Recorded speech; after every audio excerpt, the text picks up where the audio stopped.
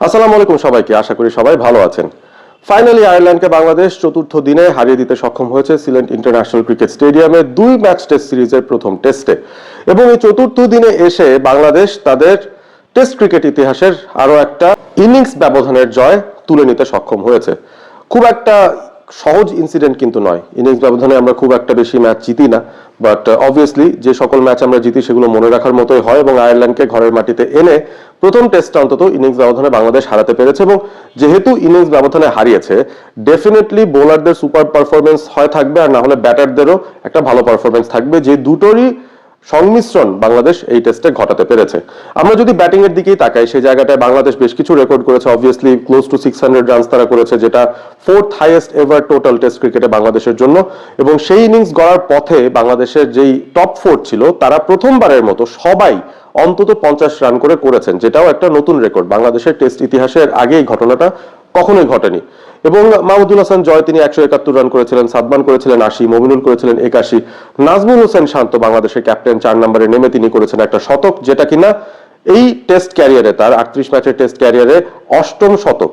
অর্থাৎ এই কয়টা ম্যাচের ভিতরে তিনি যেহেতু 8টা সেঞ্চুরি করে ফেলেছেন, তার কনভার্সন রেটটা কিন্তু খুবই চমৎকার। এবং বাংলাদেশের যে কোনো ব্যাটারদের মধ্যে তো বটেই, ওয়ার্ল্ড ক্রিকেটেই তার আগে 38 ম্যাচ পরে শতকের যে কনভার্সন রেট, সেই হিসেবটা কিন্তু করলে তিনি অনেক ক্ষেত্রে অনেকের চেয়ে এগিয়ে থাকবেন এবং আছেন। সো এইটাই একটা বিষয় আর কি, যে অনেকে বলতে পারেন যে আপনার তো নাজমুল শান্তর আফগানিস্তানের সঙ্গে 2টো শতক রয়েছে, কিংবা আয়ারল্যান্ডের সঙ্গে একটা শতক তিনি পেলেন, বাট শতক পাওয়াটা ইম্পর্টেন্ট, এই রানের অভ্যাসে থাকাটা ইম্পর্টেন্ট, এবং বাকিরা তো পাচ্ছেন না, নাজমুল শান্ত পাচ্ছেন। সো হতে পারে অপোনেন্ট আয়ারল্যান্ড, বাট সেটাকে আসলে ডিসক্রেডিট করার কিছুই নেই। দে আর টেস্ট প্লেইং নেশন, এবং তাদের সঙ্গে এই ম্যাচের যতগুলো রেকর্ড আমাদের হয়েছে, যতগুলো রান, যতগুলো উইকেট আমরা পেয়েছি, প্রত্যেকটাই টেস্ট ক্রিকেটের পরিসংখ্যানে কিন্তু প্লেয়ারদের সঙ্গে নাম যুক্ত হয়ে যাবে, বাংলাদেশের সঙ্গে যুক্ত হয়ে যাবে। So there is nothing called as a weaker team or a stronger team. Test cricket is like that. Bangladesh যখন 2000 সালের শুরুতে 2004-05 পর্যন্ত যেই প্রথম 4-5 বছর কষ্ট দিয়ে গেছে বাংলাদেশে, সেই সময়টাই কিন্তু খুব একটা কম্পিট করতে পারতাম না আমরা টেস্ট ক্রিকেটে। এবং অনেক সময় দেখা যেত আমরা ইনিংস ব্যবধানে হেরে যাচ্ছি, আমাদের এগেনস্টে একজন ডেবিউটেন্ট এসে 200 প্লাস করে দিচ্ছেন, কিংবা ইজিলি সেঞ্চুরি পেয়ে যাচ্ছেন, বোলাররা আসলে 4-5 উইকেট পেয়ে যাচ্ছেন। ওই বিষয়টা কিন্তু চলে আসে। তাদের পারফরমেন্সটাকে আমরা কিন্তু ক্রেডিট দিয়েছি। সো ওই ক্ষেত্রে আমার কাছে মনে হয় বাংলাদেশের ব্যাটারদের পারফরমেন্সও বা বাংলাদেশের বোলারদের পারফরমেন্স ডেফিনেটলি আমাদের ক্রেডিট দিতে হবে, because this is a test match. Consistently আপনাকে একটা সার্টেন অ্যামাউন্ট অফ টাইম পর্যন্ত ভালো না খেললে আপনি এই ম্যাচ জিততে পারবেন না। সো প্রতিপক্ষের 20 উইকেট তুলে নেওয়া, সেই সাথে একবারই ব্যাট করে সেখানেও 600-র কাছাকাছি রান করা, সবকিছু মিলে কিন্তু একটা ভালো ক্রেডিট রয়েছে বাংলাদেশের এই টেস্ট পারফরমেন্সে। রেকর্ডের কথা বললাম, এবারে রেকর্ডের কথা বলতে বলতে অবভিয়াসলি আরো কিছু জায়গায় আমরা একটু ডেলভিন করতে পারি, যে এই টেস্টে বাংলাদেশের জন্য নতুন কি কি হয়েছে।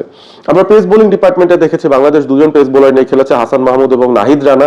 2জন 2 ইনিংসে সফল হয়েছেন। অবশ্যই নাহিদ রানা 2 ইনিংসে উইকেট পেয়েছেন, প্রথম ইনিংস প্লাস দ্বিতীয় ইনিংস, 2 ইনিংসে তিনি উইকেট পেয়েছেন। হাসান মাহমুদ তিনি প্রথম ইনিংসটায় অন্তত বেটার বোলিংটা করেছিলেন। তবে মূলত বাংলাদেশ তাদের 3 স্পিনারের উপর নির্ভর করেছে। এবং স্টার্টিং 11টাই যদি দেখেন, সেই জায়গায় কিন্তু একটা পজিটিভ নোট বাংলাদেশের ছিল, যে বাংলাদেশ 5 জন প্রতিষ্ঠিত বোলার নিয়ে এই টেস্টে আয়ারল্যান্ডের সঙ্গে খেলতে নেমেছে, অর্থাৎ 6 batters, 1 allrounder and 4 bowler. So এই হিসেব করে কিন্তু 5 জন বোলার এবং 6 জন প্রপার ব্যাটার নিয়ে বাংলাদেশ এই টেস্টটা খেলতে নেমেছে, যেটা আরো একটা পজিটিভ দিক।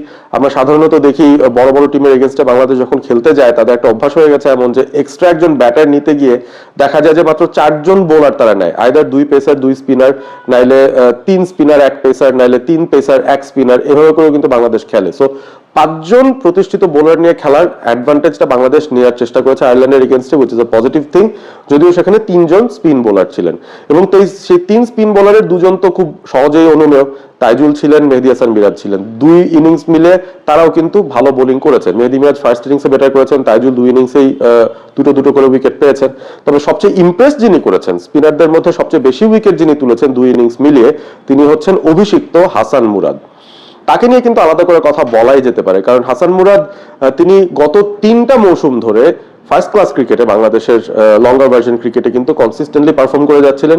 এবং শুধু রেড বল ক্রিকেটে না, হাসান মুরাদ তিনি যখন এনসিএল টি20 খেলছেন সেখানেও ভালো করছেন, ডিপিএল যখন খেলছেন সেখানেও ভালো করছেন। সো ওভারঅল তার মধ্যে কিন্তু একটা ক্যাপাবিলিটি রয়েছে, এবং কি ক্যাপাবিলিটি রয়েছে সেটা তার বিকেএসপির দিন থেকে শুরু করে তার কোচেরা কিন্তু খুব ভালো জানতেন। এবং ফাইনালি তিনি দলের সঙ্গে স্কোয়াডের সঙ্গে থাকতে থাকতে আয়ারল্যান্ডের এগেইনস্টেই তার অভিষেকটা পেয়েছেন এবং বাঁহাতি অর্থোডক্স স্পিনার অভিষেকেই 2 ইনিংস মিলিয়ে 6টা উইকেট তুলেছেন, যেটা তার জন্য একটা দারুণ ব্যাপার। চমৎকার একটা অভিষেক তার হয়েছে এবং তার বোলিং এর ক্যাপাসিটি নিয়ে আমরা একটা নতুন করে ধারণা পেয়ে গিয়েছি। সিলেটের এই উইকেটটার কথা যদি বলি, it's not an absolute spin friendly wicket, সেটা কিন্তু বলাই যেতে পারে। এই উইকেটেই গত বছর শ্রীলঙ্কা যখন বাংলাদেশ সফরে এসেছিল, তারা কিন্তু বাংলাদেশকে বেশ ভালো ব্যবধানে হারিয়েছিল। 4 দিনের ভেতরে তারা বাংলাদেশকে শোচনীয়ভাবে হারিয়েছিল, ম্যাচটা আমার মনে আছে। সো এই উইকেটটাই কিন্তু স্পিনারদের ডমিনেশন একতরফা হয় না। It's a very sporting wicket. এখানে পেস বোলাররা উইকেট পান, যেটা বাংলাদেশের পেসাররা প্রুভ করে দিয়েছেন। নাহিদ রানা, হাসান মাহমুদ তারা কিন্তু উইকেট পেয়েছেন। এখানে স্পিনারদের জন্য অনেক কিছু রয়েছে, যেটা কিনা বাংলাদেশের স্পিনার এবং ইভেন আইরিশ স্পিনারদের মধ্যে আমরা দেখেছি। হামফ্রিজ খুব ভালো বল করেছেন এই ধরনের উইকেটে।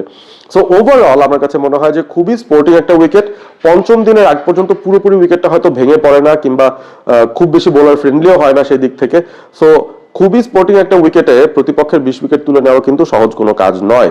এবং সেই জায়গাটায় একটা প্ল্যাসিড উইকেট, যেখানে স্পিনাররা খুব বেশি অ্যাসিস্ট্যান্স পাচ্ছেন না, সেরকম একটা উইকেটে 2 ইনিংসে হাসান মুরাদ যেভাবে বল করেছেন, আমার কাছে তো মনে হয়েছে যে 3 স্পিনারের মধ্যে সবচেয়ে বেশি এফেক্টিভ তিনি ছিলেন। মেহেদী হাসান মিরাজ এবং তাইজুল তারা সাধারণত টার্নিং উইকেটে অনেক বেশি সফল হন, আমরা জানি। দেশের মাটিতে তাদের রেকর্ডটা ঈর্ষণীয় দুজনেরই।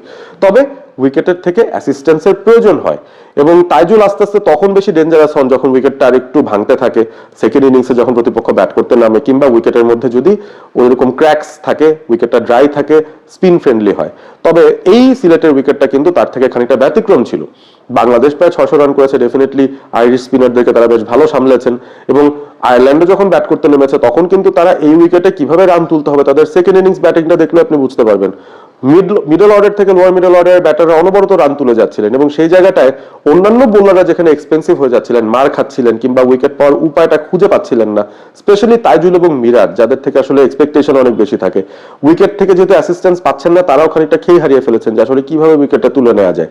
সেই সময়টা কিন্তু হাসান মুরাদ ঠিকই উইকেট তুলে নিয়েছেন এবং তার উইকেট তোলার পেছনে একটা নর্মাল প্ল্যাসিড উইকেটেও যে তিনি বাকি দুজনের থেকে বেশি বল টার্ন করাতে পারেন বা বলে বেশি রেভলিউশনস দেন, সেটার একটা গ্রাফিক্যাল প্রেজেন্টেশন এবং সেটার একটা এক্সপ্লেনেশন আমরা ইতিমধ্যেই দেখে ফেলেছি। সাইদ আবিদ হোসেন সামি সে ব্যাপারটা বলেছেন তার একটা ভিডিওতে, এবং তারও আগে আমরা যদি ম্যাচের ভিতরে দেখি সেখানেও ধারাভাষ্যকাররা কিন্তু অ্যানালাইজ করেছেন যে হাসান মুরাদ কোন দিক থেকে তাইজুল ইসলামের থেকে খানিকটা ভিন্ন বা মেহেদী হাসান মিরাজের থেকে খানিকটা ভিন্ন। উইকেটের ধরন যেমনই হোক না কেন, তিনি যেভাবে বলটা করেন টাইম তিনি পেয়ে যাবেন, কারণ তিনি প্রচুর রেভলিউশনস বলের উপর দেন এবং বলের উপর এতটা কাজ তিনি করেন, আলটিমেটলি স্পিন ধরতে বাধ্য। সো অনেক সময় এমন হয় যে আপনি যখন ফ্লাইট দেবেন, টার্ন করানোর চেষ্টা করবেন বেশি, ফুল লেন্থে বল পড়ে যেতে পারে, একটু ফ্লাইট বেশি হয়ে যেতে পারে, ব্যাটাররা বলের পিছে আসলে হয়তো তাদের জন্য শর্টস খেলাও ইজি হতে পারে, যেটা দ্বিতীয় ইনিংসে আয়ারল্যান্ড কিন্তু করে দেখানোর চেষ্টা করেছে, তাকে অ্যাটাক করার চেষ্টা করেছে। খুব একটা কিন্তু লাভ হয়নি। দিন শেষে কিন্তু তিনি দ্বিতীয় ইনিংসে 4-4টা উইকেট তুলেই নিলেন। আরেকটু হলে কিন্তু 5 উইকেটও পেয়ে যেতে পারতেন হাসান মুরাদ। সো ওভারঅল আমার কাছে মনে হয় যে সাকিব আল হাসান, তারপর তাইজুল ইসলাম, আমার মনে হয় তাদের উত্তরসূরি হিসেবে হাসান মুরাদ নিজের প্রেজেন্সটা এই মুহূর্তে জানান দিচ্ছেন এবং তার যে ধরনের বোলিং ক্যাপাবিলিটি, তিনি যেভাবে টার্ন আদায় করার চেষ্টা করেন, অন্তত কনসিস্টেন্টলি একই স্পটে যদি বল করতে পারেন, ইন্টেলিজেন্টলি যদি ক্রিজের ব্যবহারটা করতে পারেন, তাহলে আমার কাছে মনে হয় যে বাংলাদেশের লেফট আর্ম অর্থোডক্স স্পিনের ভবিষ্যৎটা অন্তত টেস্ট ক্রিকেটে বা লাল বলের ক্রিকেটে হাসান মুরাদ হলে কিন্তু আমি একেবারেই অবাক হব না। খুবই খুশি হয়েছি তার অভিষেকটা দেখে, তার পারফরমেন্স দেখে। এই বছরটা তার সোফার দারুণ যাচ্ছে। এনসিএল টি20তেও তিনি সাদা বলের ক্রিকেটেও আসলে টার্ন করিয়েই উইকেট পেয়েছেন, টপ উইকেট টেকারদের তালিকায় তিনি উপরের দিকে ছিলেন। So he is having a good time এবং আমরা আশা করবো যে শুধু আয়ারল্যান্ড না, যখন বাংলাদেশ আরো শক্ত প্রতিপক্ষের এগেনস্টে খেলবে, তখন আমরা হাসান মুরাদকে as a cricketer, as a test bowler grow করতে দেখবো আস্তে আস্তে, এবং সাকিব তাইজুলদের উত্তরসূরি হিসেবে হয়তো আমরা নতুন একজন বাঁহাতি অর্থোডক্স স্পিনারকে খুঁজে পেয়েছি। নাজমুল শান্ত দারুণ ব্যাট করেছেন, তার কথা আলাদা করে হয়তো একটা ভিডিওতে মেনশন করা যাবে, তার ব্যাটিং ডিটেলস নিয়ে, যে আসলে আয়ারল্যান্ড সিরিজে তিনিও কিন্তু এমন একটা কন্ট্রিবিউশন করেছেন as a captain, as a batter, সেটা কিন্তু আমাদেরকে অনেকটাই আশা দেখাচ্ছে। সবে সেই বিষয়টা অন্য একটা ভিডিওর জন্য বাকি থাক। আপনারা কমেন্ট করে জানিয়ে দিতে পারেন বাংলাদেশের এই যে আয়ারল্যান্ডের সঙ্গে প্রথম টেস্ট, সেখানে কোন প্লেয়ারটা আপনাকে সবচেয়ে বেশি ইমপ্রেস করেছে। মাহমুদুল হাসান জয়ের ব্যাটিংটা আপনার ভালো লেগেছে, নাকি সাদমান, নাকি মমিনুল, নাকি নাজমুল হোসেন শান্ত? বোলারদের মধ্যে আপনাকে সবচেয়ে বেশি ইমপ্রেস কে করেছে, বা কার কাছ থেকে আপনার এক্সপেকটেশন আরো বেশি ছিল, বা যে লজিকটা দিয়েছি তাইজুল মিরাজ তাদের থেকে মুরাদ বেশি বল টার্ন করেন, এর জন্য তিনি বেশি এফেক্টিভ হতে পারেন নন টার্নিং উইকেটে, এটা নিয়ে আপনাদের মতামত জানতে চাই। ভিডিওটি ভালো লেগে থাকলে অবশ্যই বন্ধুদের সঙ্গে শেয়ার করবেন এবং সাবস্ক্রাইব করবেন অল স্পোর্ট এবিপি। ভালো থাকবেন সবাই।